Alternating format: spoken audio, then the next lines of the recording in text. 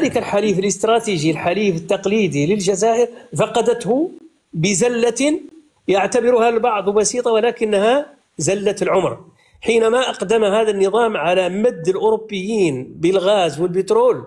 عندما قطعت روسيا الإمدادات لأوروبا، كانت يعني الخبطة الفاصلة، لأنه روسيا رأوا، أو بوتين، خلينا نقول، لأن روسيا هي بوتين رأى أن النظام الجزائري طعنه في الظهر، لأن كانت لديه ورقة رابحة وهي ورقة النفط. وتذكرون الأيام التي فرض فيها بوتين بيع النفط بالروبل الروسي، وتذكرون كيف صعد الروبل الروسي في سوق العملات. إذن اعتبرت روسيا هذه الطعنة في الظهر، وهذا ما يفسر الجفاء الذي أصبح يطبع العلاقة ما بين روسيا والجزائر.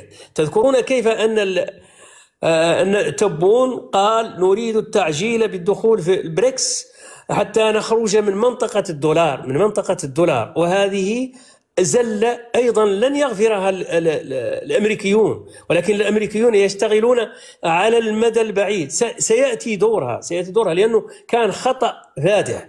وتذكرون أن هذا الخطأ الذي وقع فيه تبون مع الروس هو من ضمن الأخطاء التي وقع فيها القذافي حين دعا وتكفل بسك عملة إفريقية موحدة من الذهب. ولذلك منذ ذلك اليوم عزم الأوروبيون والناتو على التخلص من القذافي رحمة الله عليه. إذن هذا هو الخطأ الذي ارتكبه الجزائريون. لم يحسبوا حساب أن هذه الأسلحة الحديثة التي عليك يا أخ محمد بالتوضيحات. اسمح لي نكمل. استرسل. نعم، هذه الأسلحة التي تمتلكها الجزائر حتى فنيا لا يستطيعون استعمالها بدون الفنيين الروس، لا يستطيعون استعمالها. هذا بغض النظر عن الشروط التي تشرط على المشتري لامتلاك مثل هذه الأسلحة الاستراتيجية. وبالتالي أنت قطعت الطريق على من كان، لو اضطررت إلى استعمال هذه الأسلحة، من كان سيستعملها، من كان سيسمح لك بالشفرات. وفنيا ويمكن أن ترجعوا لهذا الموضوع، أنه هذه الأسلحة أغلبها لديه أوقات محددة، فيها ما تحدد أوقاته بالساعات، 2 3 يتبدل الكود، تتبدل الشفرة. إذن الجزائر للأسف الشديد عرت نفسها في هذا المجال، وأنا أعتقد أن هذا من ضمن العوامل التي دفعت الجزائر إلى الاستنجاد اليوم. وقطعا على أنه شفناها ونشرتها بعض الصحف المرموقة أن الجزائر استنجدت بالناتو من أجل حماية المنشآت النفطية الجزائرية. وهذا له عدة تفسيرات. التفسير الأول إما أن الجزائر مستعدة وقطعت العزم على أن تدخل في حرب، ولو حرب محدودة، مع المغرب، وكل شرايين الحياة في الجزائر مرتبطة بالنفط، لذلك تريد حراسة مشددة لها. هناك العامل الثاني، وهو أن الجزائر بهذا الخطأ الذي ارتكبه تبون والعسكر من ورائه مع الروس هو الخطأ القاتل، بحيث أن هذه الأسلحة أصبحت مجرد خردة، وبالتالي التجأت إلى الناتو. لكن هناك معضلة. إذا الجزائر الآن بدون غطاء. كلمة واحدة. هناك معضلة. لا أنا نسولك أنت محمد. نعم. إذا الجزائر الآن بدون غطاء، حيت الأغلبية الأسلحة الجزائرية الروسية، مثلا الاس 300 عندها علاقة مع قمر اصطناعي روسي، علاقات متدهورة مع روسيا. أصبحت خردة أسلحة الجزائر. لديها كذلك ما هو أهم من هذا، أن الروس من شروط استعمال هذه الأسلحة أن لا تستعملها الدولة المشترية، لا تستعملها ضد دولة حليفة أو علاقاتها جيدة مع العدو. فالجزائر لا يمكن أن تستعمل تلك الأسلحة ضد المغرب في حالة ما وقعت حرب بين المغرب والجزائر. لماذا؟ لأنه نعرف أن العلاقات الروسية المغربية كذلك ممتازة، وهذا من حكمة المغاربة أنهم ينوعون في مجال الاقتصاد، ينوعون مصادر الدخل، في مجال التسليح ينوعون مصادر التسليح، في مجال العلاقات والدبلوماسية أيضا يوطدون العلاقات مع كل الدول. ولذلك لا ترى اليوم في العالم كله، وأتحدى أي واحد يأتيني بها، أتحدى أي واحد يأتيني بدولة تعادي المغرب باستثناء الجزائر وإيران، أي دولة في العالم، في إفريقيا، في أي مكان، حتى كوريا الشمالية ليست لديها عداوات مع المغرب. لذلك المغرب في هذا المجال لديها أوراق رابحة، بينما الجزائر للأسف الشديد تخسر، وليس أنها تخسر في صراعها مع المغرب، خسرت غطاءها، خسرت نفسها، خسرت كل شيء، خسرت كل شيء حتى الإخوة.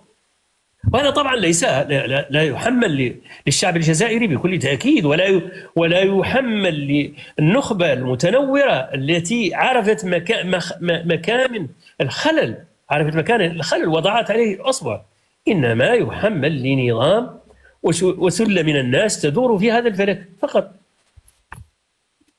ممكن نجاوب دروك يا خويا زطط؟ ممكن نجاوب اخويا، ولكن راه تحليل صراحه تبارك الله عليك خويا محمد في القاضي، تحليل استراتيجي. شكرا. ملايير الدولارات التي خسرتها الجزائر في الاسلحه اصبحت بدون غطاء جوي ولا بدون غطاء اسلحه. دوك الشيء استعانت بحلف الناتو لحمايه المصالح الجزائريه. تفضل خويا المحارب، ولا عندك شي راي مبادل؟ هي هذا الشيء اللي قال موسى، تبارك الله عليك خويا موسى كاظم، تبارك الله خويا محمد فال القاضي، تبارك الله عليك. شوف واش رد على خويا محمد فال، على خويا محمد فال. نطلب من محمد الفارسي يسمع كلامي باش ما تقولونيش كلام اللي ما قلتو، باش يراقب كلامي الله يخليك. من المهم شوف خويا محمد فال، شوف الكلام اللي قلتو فيه كثير من المنطق وبعضه فيه بعض الامور اللي غير منطقيه. شوف بالنسبه للسلاح، الجزائر لم هذه مده ما بقاش معتمده على روسيا، وخاصه بعد الحرب الاوكرانيه اتضح ان روسيا في مخزونها غير كافي، وعاد حتى الانتاج اللي تنتجوا محتاجاته. بالتالي الجزائر مؤخرا راه توجهت، راه كاين معمل مروحيات مع ايطاليا، فيه اسلحه من التشيك، فيه اسلحه من بريطانيا، فيه اسلحه من المانيا، فيه مصنع نتاع البنز الجزائري الاماراتي الجزائري اللي يستعملوا فيه ما يسمى بالماتير المان تاع المرسيدس. بالتالي يا خويا راه في تنويع، الجزائر بدات تفهم باللي لازم تنوع، هذه حقيقه بدات تنوع في نوعيه الاسلحه نتاعها، ومن الهند، حتى من الهند ومن الصين اسلحه صينيه وطائرات صينيه. بالتالي ما بقيناش معتمدين على روسيا فقط. ولكن من الامانه روسيا تزود الجزائر باسلحه نوعيه، ماهيش اسلحه. شوف هي الدوله الوحيده اللي ما نزودوش منها بالسلاح هي فرنسا، الجزائر لا تشتري السلاح الفرنسي. دابا المحارب انت كتناقض مع الراي اللي قلتي قبيله. انا ما قلتلكش اشرح لي ما معنى ان عبد المجيد تبون قال بوتين ان روسيا تسهر على امن واستقرار، لا استقلال الجزائر. قلت لي لا دوك الشيء عنده علاقه بالاسلحه، حيت حنا جل الاسلحه ديالنا من روسيا. دابا انت عاوتاني كتناقض مع راسك وكتقول لا حنا راه ما بقيناش ولينا. خويا ما فهمتكش يا محارب، اسمح لي هذا ما. تفضل الله يخليك. انا ما قاطعتش محمد فال وتقاطعني. شوف انا نقول لك الاسلحه النوعيه انا نقصد بها الاسلحه مثل 400 و500 و300، هذه اسلحه تعتبر نوعيه ودفاعيه من نوع رفيع جدا. اما الاسلحه الاخرى فهي متاحه. الجزائر حتى بعض الاسلحه تصنعها داخليا، يعني مثل الرشاشات، مثل الدروع والامور هذه كتصنعها داخليا، مش مشكله. بالنسبه للكلام اللي كان يقول باللي روسيا اسلحتها عندها شفره، يا اخويا كل عالم اسلحته عنده شفره. طائره 35 F-35 ولا F-16 والله ما تقدر تقلعها من مكانها الا بالشفره الامريكيه. بالتالي هذا الكلام مش منطبق على روسيا فقط. ونقدر نقول لك حاجه باللي السلاح الروسي روسيا على الاقل وهي والصين يعطوك النوعيه ويعطوك سميتو ناس مصداقيين، وهذوك كما امريكا والدول الاخرى الغربيه تفرض عليك على الاقل امور تعجيزيه. مش بالتالي هذا الكلام غير منطقي. نزيد معك يا خويا بالنسبه للكلام اللي كنت تقول على قضيه انه والله راحت لي قاطعني زطاط، روح لي كاع الفكر. وزطاط ذكي دائما يعرفوني قاطع لا لا لا لا حتى مع محمد، لا حتى مع محمد انا كنتفاعل، انا ضروري نتفاعل معك. والله بعدين محمد يا محارب اشهد لك بانك انسان محترم، اشهد لك بانك انسان محترم بكل صدق. ولكن اسمح لي اختلف معك في نقطه ذكرتها، بان الروس يعطوك دائما النوعيه، وهذا عكس ما حدث في التاريخ. الروس الاتحاد السوفيتي السابق، والذي هو طبعا تركة روسيا. معروف أنه في حرب 67 أسباب الهزيمة هو السلاح الروسي خردة. هذا شيء معروف في العالم كله، أن الرواسة لا يعطوك النوعية.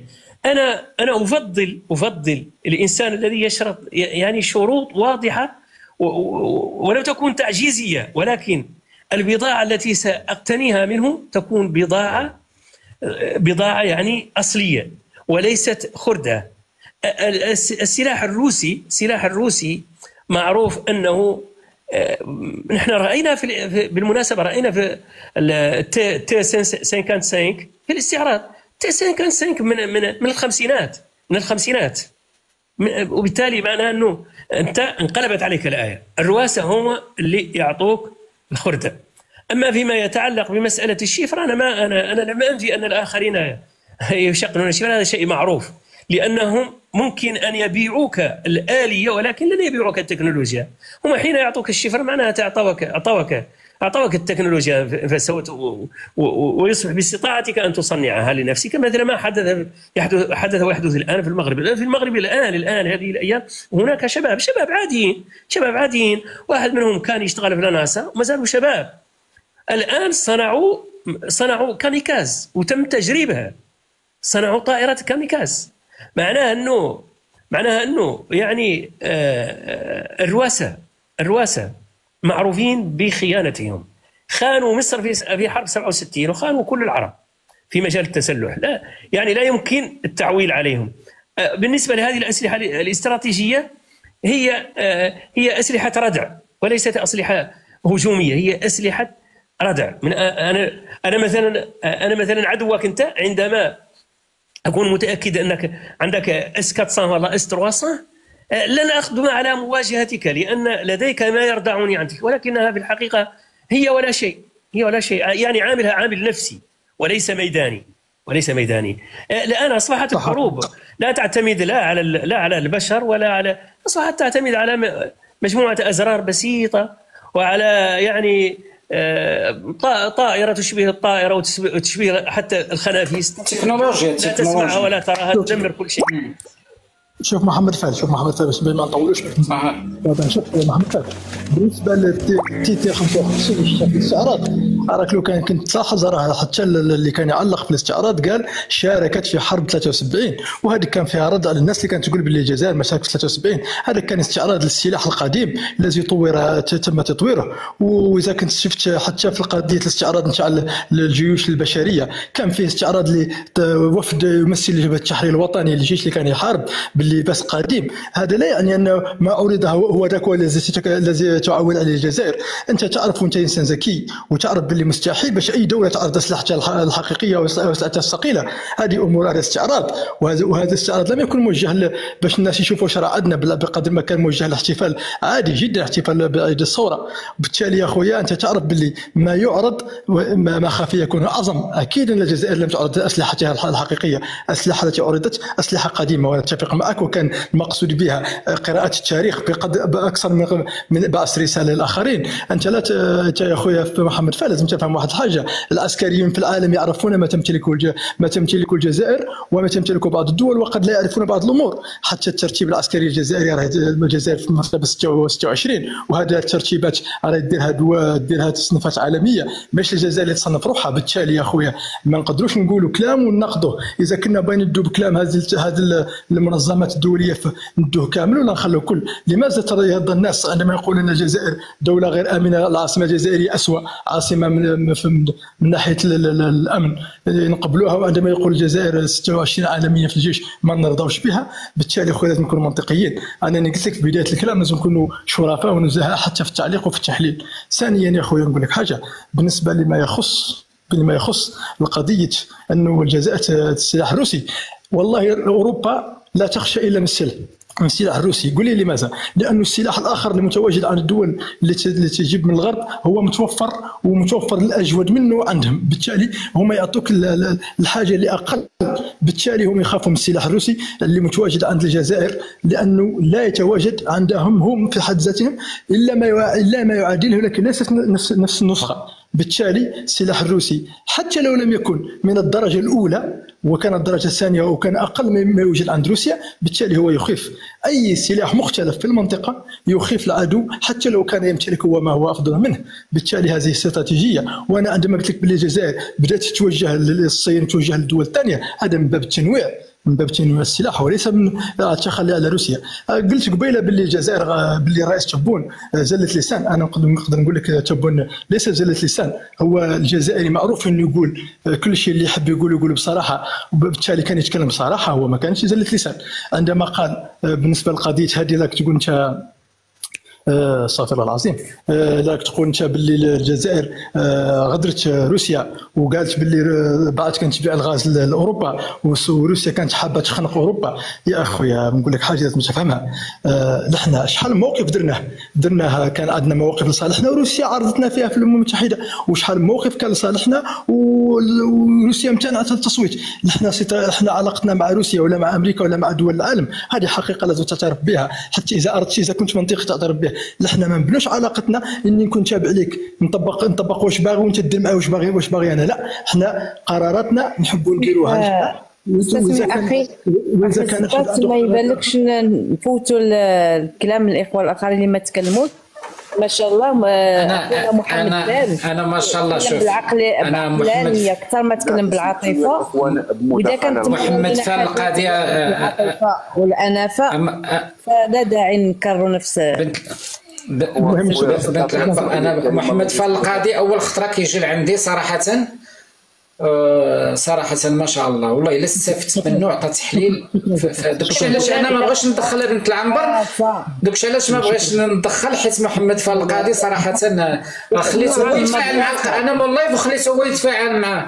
الاستاذ محمد فال كان يتكلم بواحد العقلانيه خطيره، ما استعملش العاطفه، ولكن منين نقزوا من عنده هو نسمعوا العاطفه والانافه فلا داعي. لكن بغينا يتعاد ممكن تعطينا مداخله؟ معليش راه النقط كيشجعهم.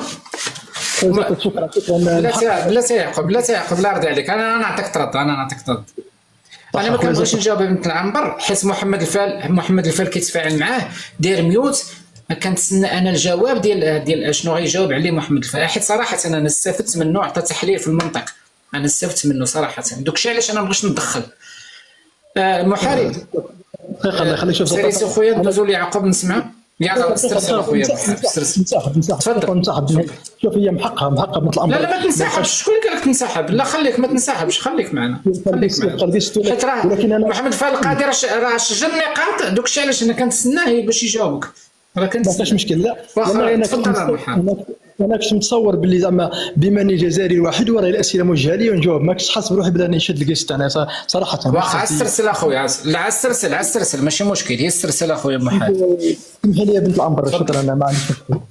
شوف نقول لك معليش بالنسبه لهذه الامور اللي نتكلموا فيها، العاطفه لا يمكن. شوف هي كل الشعوب على دين ملوكها ورؤسائها. مش عيب نكون نبغي بلادي ولا ندافع على بلادي ولا نعبر على عقليتي. انا نعبر بالمنطق، ما رانيش نتمجد ولا فهو واحد، ولكن نقول الحقيقه اللي انا نؤمن بها. في نهايه المطاف هذه انا مواطن جزائري الحق ندافع على بلادي بالطريقه اللي نشوفها انايا، وما نتهجم على حتى واحد. المهم اذا كان في سؤال، راحت لي الكلمه بعد تكلمت الاخت، اذا كان في شي كلام سؤال اخر انا حاضر. شكرا اخوتي. واخا خليك معنا، راه غيجاوبك دابا محمد فال القاضي. نشوفوا يعقوب منصور وموراه نشوفوا الاخ. تفضل يا يعقوب منصور. شكرا اخي الزطاط، تحياتي للجميع، تحيه الاخ الموريتاني، الاخوه المغاربه، تحيه طيبه، السلام عليكم ورحمه الله تعالى وبركاته. الاخ الجزائري قال واحد الكلمه وقال النقيض ديالها مباشره، قال لك الانسان اللي كان غيتكلم. تحيه كاملين لهذول في الكيس اخويا، كلشي ما حدو كيهضر باحترام المحارب كنعرفو. تحيه للجميع. تحيه للجميع. عاد حددت الموريتاني والمغاربه، راه قلت تحيه للجميع. الاخ الجزائري قال كلمه وقال النقيض ديالها مباشره، قال لك اللي غيس يتكلم بشرف ويقول الحقيقه، ومباشره قال لك الاستعراض كانوا فيه هذوك الدبابات لانهم شاركوا في حرب 73. اذا انا غنتيعك انت كجزائري ولا انت قائد الاركان المصري اللي قال لك واش متاخرين، وجميع الدلائل والوثائق اللي كتاكد بانك ما شاركتوش. الجزائري راه حنا مغاربه، حنا راه كنتكلموا بوثيقه، راه ملي كنتكلموا على التاريخ كنتكلموا بالحقيقه وبالوثيقه، ماشي بالخرطي. انا السؤال اللي عندي هو شكون اللي حل لكم هذا الباب ديال جهنم تتفضحوا؟ هذا هو السؤال اللي عندي، شكون اللي فتح لكم هذا الباب؟ كنتم مستورين. تكلمتوا على السلاح الروسي. اول حاجه كاينه واحد الوثيقه ديال ابطال معاهده ايفيان كتتكلم كيفاش باش يموهوا العماله ديالهم وبيعهم للثوره الجزائريه والجزائريين لفرنسا ينتميوا للمعسكر الشرقي. والوثيقه راه كاين عند الاخ محمد اللي كيعرفونا الناس اللي متتبعين، راه معروف شكون هو، راه عنده الوثيقه كتحدث بالتفاصيل. هذه نقطه. النقطه الثانيه، الروس ليس بالغربيين، الغربيين براغماتيين اكثر. الغربيين واخا تغدرهم او تخونهم ممكن تعطيه صفقه او تدوز ليه عموله وينسى. الروس ما تينساوش. المساله اللي تكلمنا الاخ الموريتاني، تسناو الجزائريين الدقه ديال بوتين، تسناو الانتقام ديال بوتين، والانتقام ديال بوتين هو هذيك الورقه اللي هرسات ليه الخطه ديالو باش يضغط على اوروبا. اما غتدمر، اما غتحيد من يديكم، اما شوف هو اشنو كيخطط لكم. لان هذوك الرواسه واللي كيعرف الرواسه راه تيعرف شكون هما الرواسه. هذه نقطه. نتكلموا على السلاح الروسي. السلاح الروسي الاس 300 والاس 400 وذاك قبل ما نمشيو حنا شنو كيوقع دابا، نمشيو للحرب اللي كانت ما بين ارمينيا واذربيجان اللي بينت بالواضح بان النسخه المصدره من السلاح الروسي هي خرده، لانها ما صمدهاش قدام السلاح التركي والاسرائيلي. دمرت عن بكره ابيها. الجيش الارمني دابا الفخر يعقوب، نقاطعك نتفاعل معك. واش الفخر ديال الاسلحه ديال الجزائر هي هاد الاس 300 كيف تاخذوا بها؟ هي هذه الطب في الاسلحه عندهم. انا جمعت لي سؤال بحثك انت، ما حيت انت كتفهم. لا حيت انا كنسمع بزاف اس 300 والسخوي، واش هادو مفخرات ديال الاسلحه اللي عند الجزائر ولا لا؟ الا كانت عندهم اخي الكريم، حنا ما شناش، حنا ولفنا الخطه ديالهم الكذب والتدليس ديالو. حنا لا كان عندهم هذا السلاح. اول حاجه خصنا نعرفوا نفرقوا ما بين السلاح الاصلي والسلاح المعدل التصدير. السلاح المعدل التصدير هو خرده زائد. الجزائر عندها قمر اصطناعي باش تحرك هذا السلاح النوعي، ما عندهاش. الجزائر عندها قطع الغيار باش تحرك هذا السلاح النوعي، ما عندهاش. الجزائر عندها خبراء باش تحرك هذا السلاح النوعي، ما عندهاش. هنا باش نكونوا متفقين. ولكن اللي مهم عندي هو بان السلاح الروسي في حرب ارمينيا واذربيجان اثبت الفشل ديالو، باش نكونوا متاكدين. انا دابا السؤال اللي غنطرحه انا على الجزائري، واش ما كتستحياوش كتطلعوا تتكلموا مع الموريتانيين ومع المغاربه ودير اسمك المحارب؟ وكاش كنتم محاربين الجزائري؟ لا ما يعقوب شوف، محارب كيجي عندي الكاس لا داعي للشخص. مرحبا به. حنا بغينا لك كنتبعوا ما عندي خاطر. لا ما تهضرش معاك كشخص. انا اللي كيهمني يعقوب اللي كيهمني ان المحارب كيجي كيهضر باحترام. هادشي اللي كيهمني. مرحبا به. واحد تخاف معاه يهضر. انا ما تهضرش معاك كشخص. الانفه غنسول هاد الانفه وهاد وهم القوه، هاد الانفه وهاد وهم القوه وهما شواكر لافريك وهما القوه الضاربه وهما الاقتصاد الثالث في العالم. منين جاي؟ انا هادو اسئله غنطرحهم. انا الجزائري كمتتبع بسيط، مواطن مغربي بسيط، ما كانش عليا نعرف هاد الشيء. ما كانش تفتحوا هذا الباب. ما كانش عليا نعرف بانكم لا فرق بينكم، صنعتم لنفس الهدف. انتم والكيان الصهيوني والكيان الصفوي. الجزائري انا كمواطن مغربي ما كانش عليا نعرف بان في المنصه ديال الامم المتحده انت دوله غير معترف بها، انت مقاطعه فرنسيه، وكتكلم كتكلم على القوه وعلى حنا الجزائر. الجزائري عوض ما تتكلم مع المغاربه او مع الموريتاني او مع التونسي، سير شوف بعدا انت شكون انت. هذيك القاره اللي كتسميوها نتوما قاره، واش هي فعلا ارضك ولا انت مجرد حارس لصاحبه الارض؟ هذا الجيش اللي كتكلم عليه انت كتكلم على القوه ديالك. باش ما نحورش الموضوع يعقوب، باش ما نحورش الموضوع اللي يرضي عليك. خليني نمر لمحمد فال القاضي. تفضل اخي تفضل. مرحبا. شكرا على المساحه. خليك معنا. جاوب فقط. جاوب فقط. دقيقه جاوب. بلاتي المحارب بلاتي المحارب لا يرضى عليك. دقيقه لا خليني انا باغي نسمع النقاط. سجلهم محمد فال القاضي. لا يرضى عليك محامي، خلينا نسمع هذا وديك الساعه تجاوب. لا يرضى عليك المحارب واسمح لي. محمد فال القاضي تفضل اخويا. مرحبا وسهلا. انا تعليقي على الحديث الاخ عن مساله التصنيف. فعلا تصنيف الجيوش، اعتقد ان الجزائر هي السادسه في افريقيا الى ما خانتني الذاكره اعتقد. ولكن هذه التصنيفات هناك الكثير من المقاييس والمعايير التي تقوم عليها هذه التصنيفات، وفي مقدمتها العقيدة العسكرية أعتقد أنها هي ما ينقص، والله من ضمن الأشياء التي تنقص ربما المقاتل الجزائري، لأنه يعني عقيدة القتالية يقاتل عن ماذا يقاتل؟ هل يقاتل من أجل إظهار قوته فقط؟ ولذلك نرى دائما الحديث عن قوة الجزائر العسكرية، قوة الجزائر الاقتصادية، قوة الجزائر كذا، وفي النهاية عندما نحلل المعطيات على الأرض نجدها مختلفة.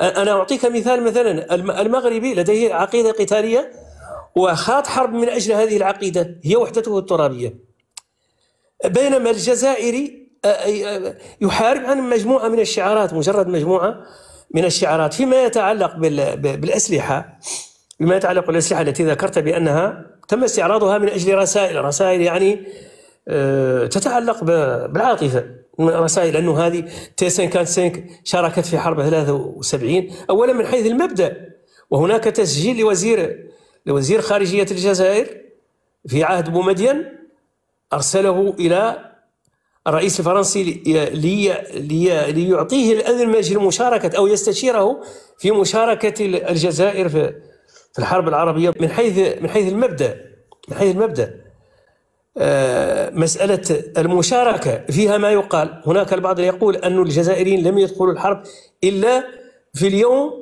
اليوم السادس مساء، والحرب تمت وقفت يوم 7، معناها على أنه خلال 24 ساعة من تواجدهم. هناك البعض من يقول هذا. البعض الآخر يريد يعني من باب الإنصاف والمجاملة يقول بأنهم شاركوا المقاتلين الجزائريين أنهم شاركوا في جبهة الجولان. وهنا يطرح الموضوع مجموعة من علامات الاستفهام وعلامات التعجب، كون أن المغاربة وحدهم من بقوا، انسحب الجميع وهم من بقوا وبقوا تحت الحصار في الجولان.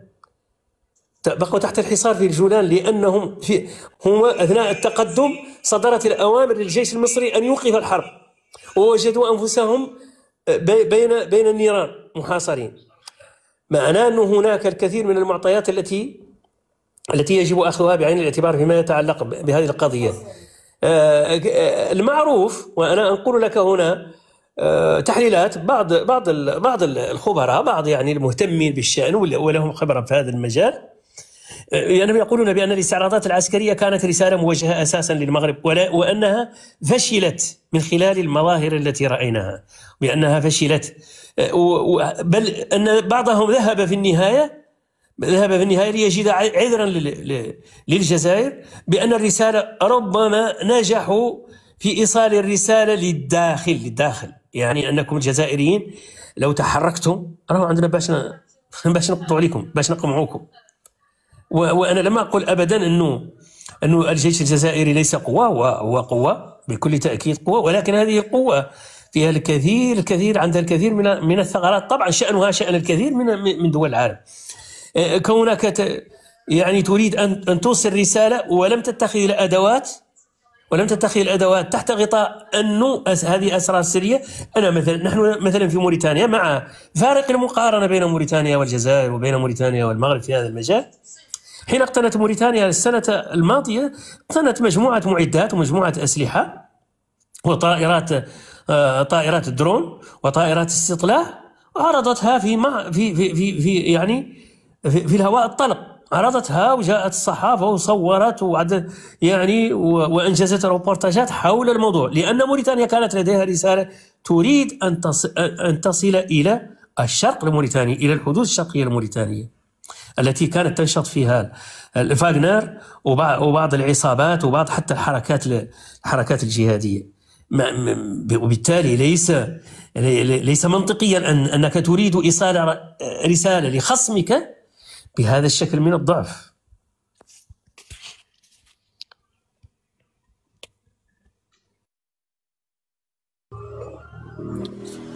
محارب، تفضل محارب.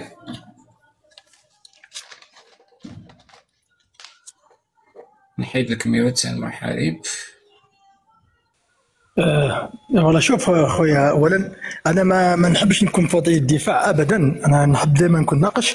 ردا على الاخ اللي قال ولا حط كلمه محارب، المحارب مرتبطه بفريق بصوره محرز، وهي مقصود به محارب الصحراء المنتخب الوطني، وهذا امر شخصي ما كان علي ان يناقشني فيه، ولكن صافي معليش احترام لكم ما سميت. بما يخص يا خويا انا رد نتكلم عليه الانسان المحترم الاخ فال. الجيش الجزائري مرتب تصنيفه الثاني في افريقيا بعد مصر، وليس السادس، والسادس والعشرين عالميا. تراجعنا مرتبتين، كنا 23 ورجعنا 26، ولكن هو الثاني افريقيا بعد مصر. فيما يخص يا خويا مشاركه الجزائر في قضيه في الحرب 73، الهواري بومدين رحمه الله عليه قدم شيك على بياض باش تسلحت مصر بحد ذاتها، وما تنكرش باللي الجزائر زودت مصر بالطائرات ميغ 121 اللي كانت تدافع على سماء القاهره، وانه الجزائر شاركت. ومعركه الادبيه المعروفه والمشهوره في تاريخ الثوره، في تاريخ اكتوبر هذه 1973، وارجع للتاريخ اقراه. انا ما نقدرش نقول لك اي حاجه، انا ممكن انا ننزل نخليكم، نسمح لي على المقاطعه. شكرا. انا ارتحت معكم والله العظيم. مشكور ولد العم الموريتاني، كفيت ووفيت. والله مشكور، والله الا مشكور ديال بصح صراحه خويا بالفعل. بالتالي يودي اذا كانت انت عندك شاهد واحد، راك كان هذا شواهد، والله يرجع نعطيك العناوين الكتب واقراها، وارجع حتى الفيديوهات، وراهم كاينين الناس اللي تكلمت في هذه القضيه، ونظنك عارف هذه قضيه الشيك الابيض تاع سميتو. هو ما راه يحدث، شوف نقول لك حاجه، ما راه يحدث الان هو تحول الصراع من امر على قضيه الى صراع اخلاقي، وصراع الضرب في المصداقيات، وضرب في الحقائق، وتغيير التاريخ، وامور غريبه جدا. شوف كل شيء ممكن نغيره الى التاريخ يا اخي، كل شيء ممكن نغيره الى التاريخ. والله يرجع للمذكرات. خلينا في الحاضر المحارب، خلينا في الحاضر. نهضروا في الحاضر شويه. مشروع مثلا مشروع النيجيري المغربي انبوب الغاز اللي شحال من دوله غتستافد منهم موريتانيا. الا جينا قارنا بالمشروع الانبوب اللي غيدوز على مالي ومرورا بالجزائر، فمو عبد المجيد تبون قال لك راه هذا ما ينفعش، انا ما ينفعنيش كجزائري، ينفع اوروبا.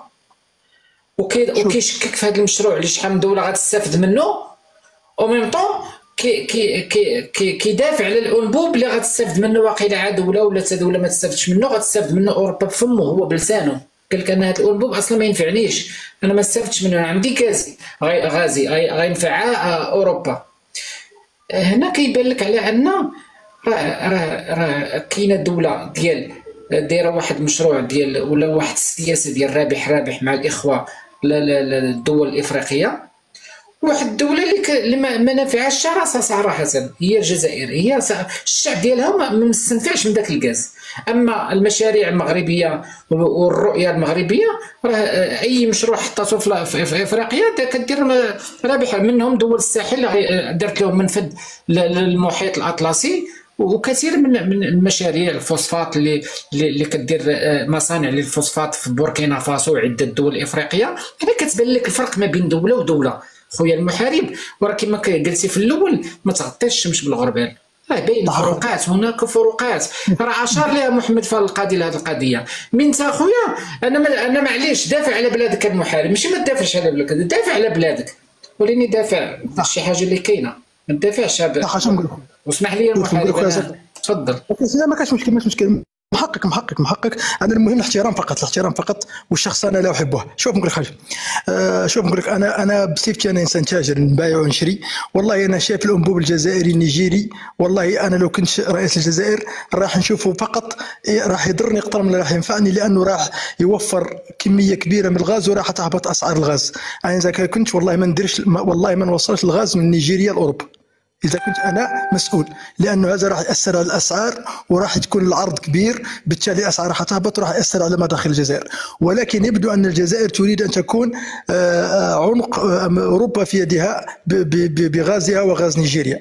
أما فيما يخص الغاز الذي يمر إلى من على 13 دولة ويوصل حتى المغرب، والله نقول لك حاجة، أنا كشخص نقول لك هذا المشروع الناس اللي درسته والناس اللي عرفته تعرف إذا كان مشروع منتج أو غير منتج، هما اللي يعرفوا. وانا ما كانش اي انسان يدير مشروع ما فيش فايده، بالتالي اذا كانت فيه فايده مرحبا وسهلا، ماذا ما كانت فيش فايده ما نظنش كاين دول راح تخسر اموالها على قله الفائده. وهذا حسب تحليلي البسيط، انا ماشي انسان اقتصادي، ولكن انا نقول لك، انا قلت لك حتى الانبوب الجزائري انا والله اذا كان ما بقاش اقتصادي. شوف المحارب ما بقاش في اقتصادي، بقات على ان الزعماء اللي كيكون زعيم على شي دوله خص تكون عنده واحد الرؤيه اللي غتعمل الفائده جميع المنطقه. راني في الاول باش بديت هذا اللايف قلت لك على ان كانوا مشاكل ما بين معمر القذافي الله يرحمه والحسن الثاني، ولكن انفوا الحسن الثاني طرح المشروع ديال المغرب العربي، معمر القذافي نسى المشاكل ورحب بالفكره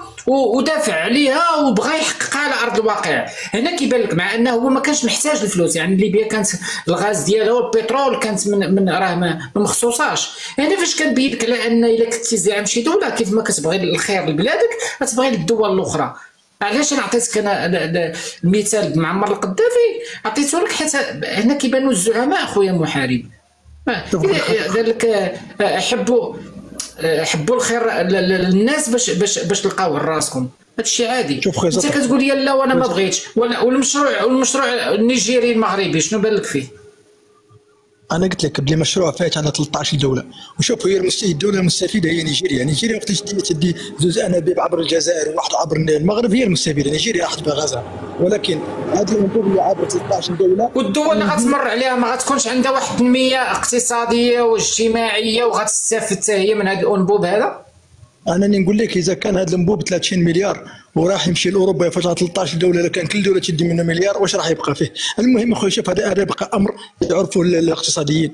شوف بالنسبه للمغرب العربي وقضيه القذافي اخويا، شوف نقول لك انا المغرب العربي نقول لك حاجه، في البدايه اسس بطريقه خطا، كان المفروض يؤسس على طريقه الاستفتاء الشعوب موش على مزاجيه الرؤساء، كان يخلق استفتاء ينضم للدول وعند الخروج يخلق استفتاء على الخروج. انا دائما نقول هذه القضيه وكان خطا بناء بديك الطريقه الاولى.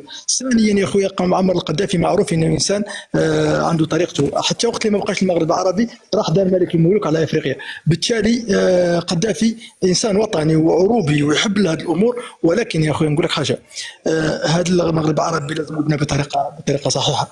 ما هي الفائده الاقتصاديه، ما هي الفائده الاجتماعيه، ما هي الفائده كذا وكذا، وبالتالي يطرح الاستفتاء على الشعوب، واذا قبلت الشعوب لا يمكن ان الرؤساء في حاله المزاجيه تحت. هو دار ملك ملوك افريقيا، ولكن راه بين لنا على عنده قلب على المنطقه ورحب بالفكره هذه تشفع له غدا قدام الله معمر القذافي، حيت رحب بالفكره ديال اتحاد المغرب العربي.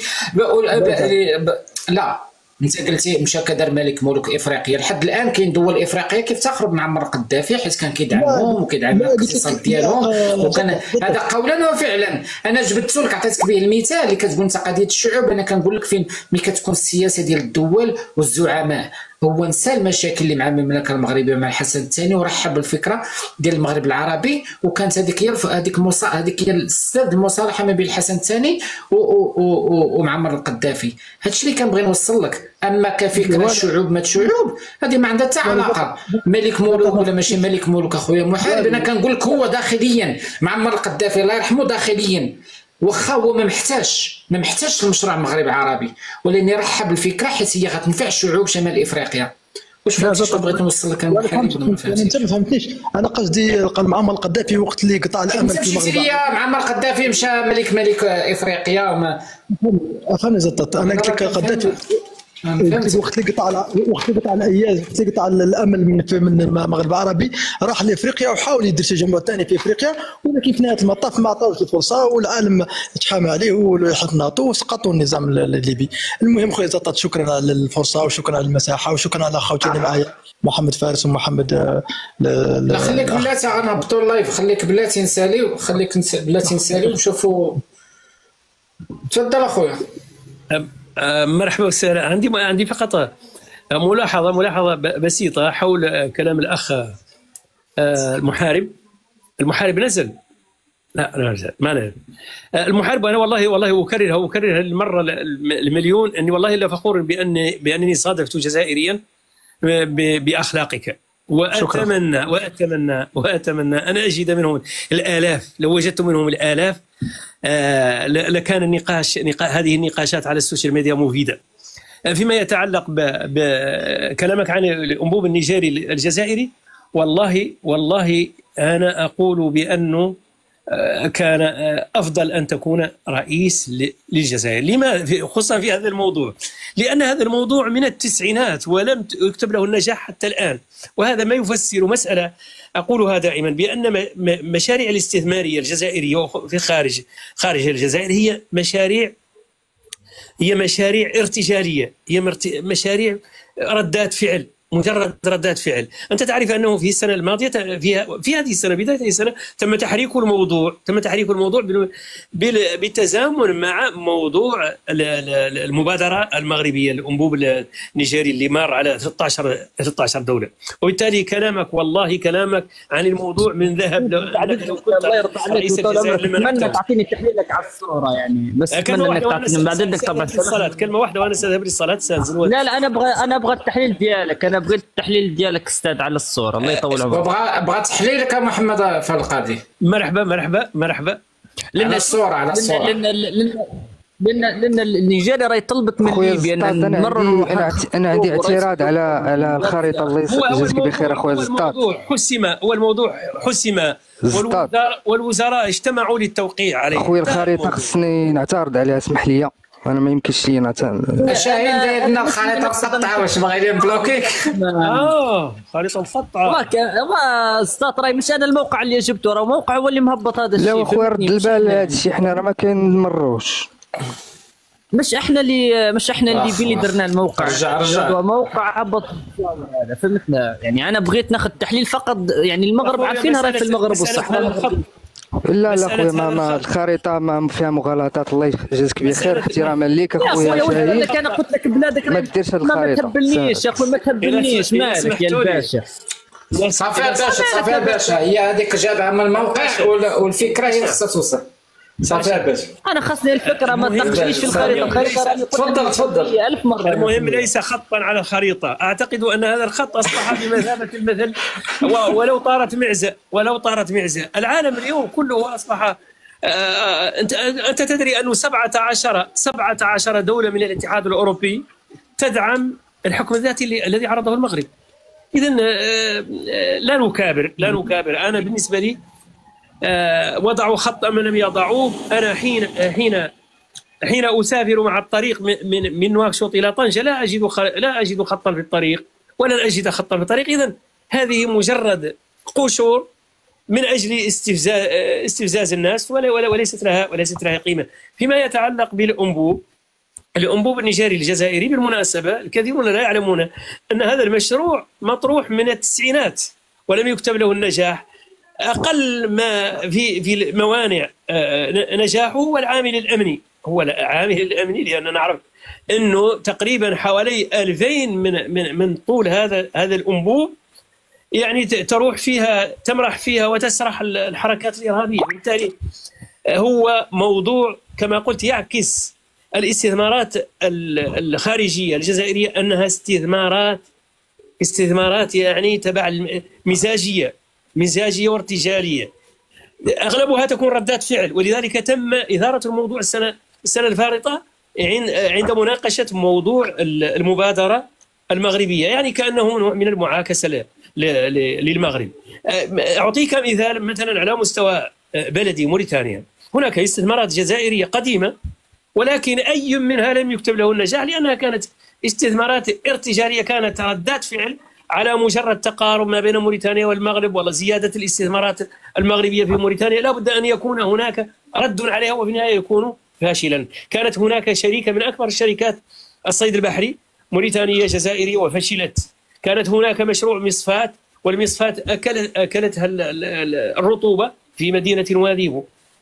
اليوم لا يوجد استثمار يشار إليه، اللهم إلا فرع البنك الاتحاد الجزائري الذي فتح له فرع في نواكشوط، ولا أعتقد أن الكثيرين تعاملوا معه، وأجزم بأن الكثير من سكان نواكشوط لا يعلمونه، في حين أنه البنك المغربي في كل حي تجد وكالتين أو ثلاثة لهذا البنك.